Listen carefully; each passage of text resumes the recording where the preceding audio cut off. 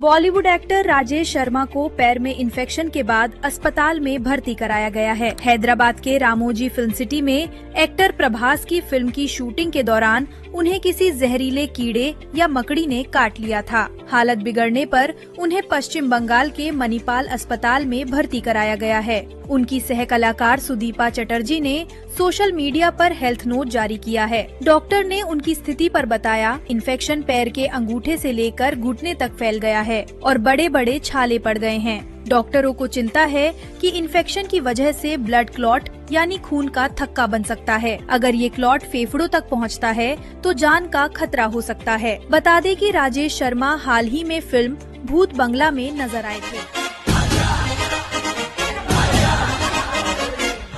अर्जुन कपूर की बहन अंशुला और रोहन ठक्कर के रिसेप्शन में बॉलीवुड इंडस्ट्री की कई बड़ी हस्तियां शामिल हुई हैं। अंशुला ने रिसेप्शन में अमित अग्रवाल द्वारा डिजाइन किया हुआ बनारसी ब्रोकेट आउटफिट पहना। इसके रंग का सिलेक्शन अंशुला ने ही किया है। जानवी कपूर ने लाइट पिंक साड़ी पहनी।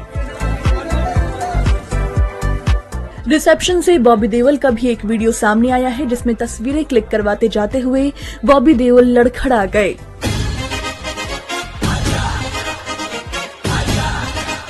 रिसेप्शन में रेखा, रितेश जेनेलिया, शनाया कपूर, जैकी रकुल, वरुण धवन समेत कई बॉलीवुड सेलेब्स पहुंचे। जैकी श्रॉफ हमेशा की तरह अपने आइकॉनिक पौधे के साथ रिसेप्शन में शामिल हुए हैं। उन्होंने न्यूली वेड को पौधा तोहफे में दिया।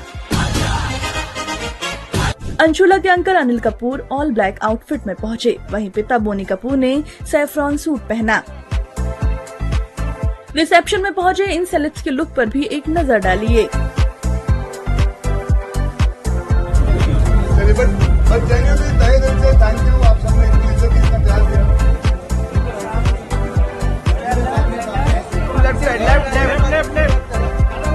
Left side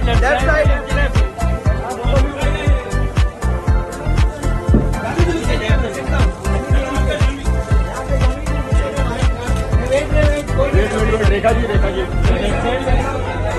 side.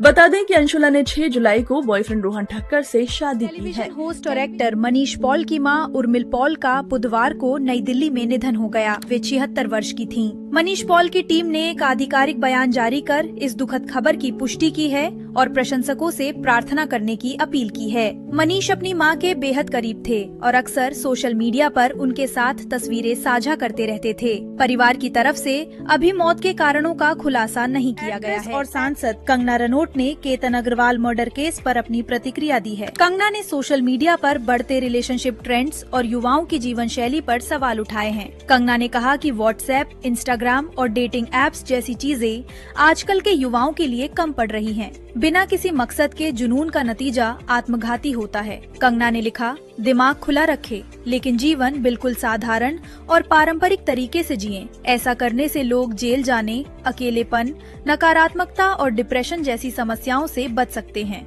बता दें कि पुणे के बिजनेसमैन केतन अग्रवाल की उनकी मंगेतर सिया गोयल ने अपने बॉयफ्रेंड के साथ मिलकर पहाड़ी से धकेलकर हत्या कर दी थी। भारत का गाना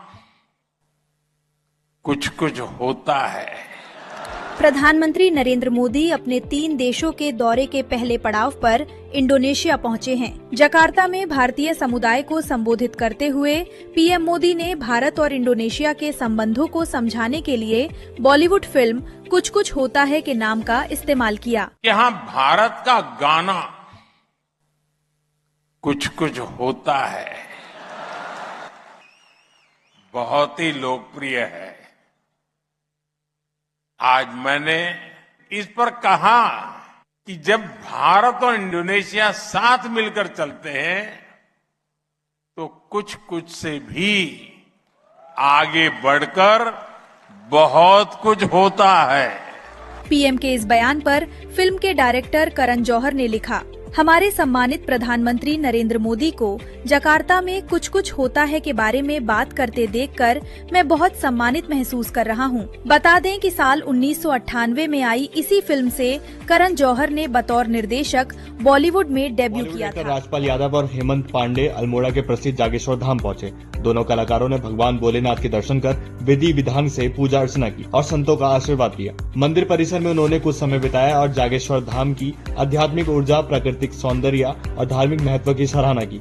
इस दौरान बड़ी संख्या में स्थानीय लोग और पर्यटक उनसे मिलने पहुंचे। इसके बाद दोनों कलाकार ढोल आश्रम पहुंचे, जहां उन्होंने संतों का आशीर्वाद दिया और आश्रम के शांत वातावरण का अनुभव किया।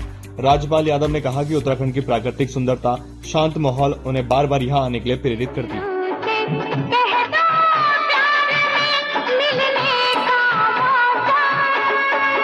क्या आपने कभी ऐसी दुल्हन के बारे में सुना है जो अपनी ही शादी में बेहोश हो गई और कुछ देर बाद दूल्हा भी बेहोश हो जाए? या फिर ऐसी अभिनेत्री जिसने प्यार करने की वजह से मां का थप्पड़ खाया, करियर के शिखर पर होते हुए भी परिवार के लिए फिल्में छोड़ दी और सालों बाद ऐसी वापसी की कि फिर से दर्शकों का दिल जीत लिया। आज 8 जुलाई को नीतू कपूर अपना 68वां जन्मदिन मना रही हैं। इस खास मौके पर जानते हैं उनकी जिंदगी के कुछ ऐसे किस्से जो किसी फिल्मी कहानी से कम नहीं हैं। 8 जुलाई 1958 को दिल्ली में जन्म नीतू कपूर का असली नाम हरमीत कौर है। उन्होंने महज 8 साल की उम्र में बेबी सोनिया के नाम से फिल्मों में काम करना शुरू किया। कुछ भी बोल जाती हूँ, नानी का स्वभाव आ गया मुझ में। बड़ों के गुण छोटों में आ ही जाते हैं। कुछ ही सालों में वह हिंदी सिनेमा की सबसे सफल एक्ट्रेसेस में गिनी जाने लगी। दिल आने की बात है जब जो लग जाए प्यारा, दिल पर किसका जोर है, दिल के आगे हर कोई हारा। खेल खेल में रफू चक्कर, कभी कभी अमर अकबर एंथनी और झूठा कहीं का जैसी फिल्मों ने उन्हें स्टार बना दिया। अरे ऐसा जुर्म मत करो, पुलिस तो जनता की सेवा के लिए होती है ना। इसी दौरान ऋषि कपूर के साथ उनकी जोड़ी भी सुपरहिट हो गई। शूटिंग के दौरान शुरू हुई दोस्ती धीरे धीरे प्यार में बदली, लेकिन जब नीतू की मां को दोनों के रिश्ते का पता चला तो उन्होंने गुस्से में नीतू को थप्पड़ तक मार दिया। हालांकि बाद में परिवार इस रिश्ते के लिए राजी हो गया। तुझे मिल के भी प्यास नहीं घटती, नजारे हम क्या देखें। 22 जनवरी 1980 को दोनों शादी के बंधन में बंधे। शादी का एक किस्सा आज भी खूब सुनाया जाता है। भारी लहंगे और लंबी रस्मों की वजह से नीतू बेहोश हो गयी, जबकि भीड़ और थकान के कारण ऋषि कपूर भी कुछ देर के लिए बेहोश हो गए थे।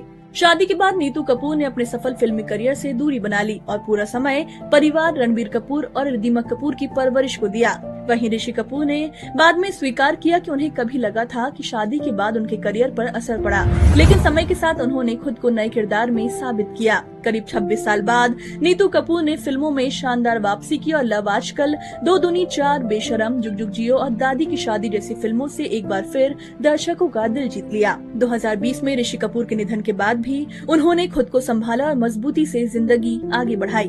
हेलो दोस्तों, अगर आपको वीडियो पसंद आई तो प्लीज़ लाइक और सब्सक्राइब करें। मिलते हैं अगले वीडियो में।